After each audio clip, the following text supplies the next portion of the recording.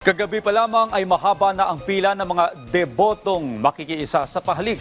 Humingi tayo ng update mula kay Isaiah Mirafuentes. Isaiah, magandang umaga. Rise and shine, Audrey. Alam mo, dito sa Cristo Grandstand, all set na para sa mga parating na pista ng Nazareto. Hanggang sa ngayon, nagpapatuloy pa rin ang pahalik. At rin araw pa lang ng mga deboto ng Cristo Grandstand para sa traditional na pahalik o pagpupugay sa Poong Jesus Nazareto. Hanggang sa pumutok ang araw, may mga deboto pa rin sa Luneta Grandstand. Umabot ang daan-daan ng mga nagsyabang siya upang mahimas at mapinasan ang imahe ng Nazareto. Yung iba sa kanila ay nanggaling pa sa mga malalayong probinsya.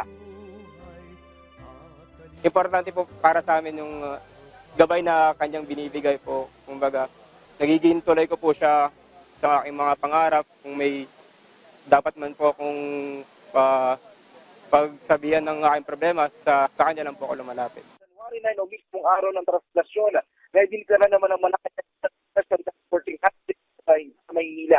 Hanggang sa rin, na ikinatupa dito. Higit 12,000 pulis na ipakakalat ng TNT January 9. At ayon sa TNT, mag-ituloy sila ng mga nakasigit na pulis sa mismong araw ng translasyon. Bahagi ito ang ginagawa upang naiwasan ng krimen kahit pa wala namang bantas sa seguridad na itatala hanggang sa higpat.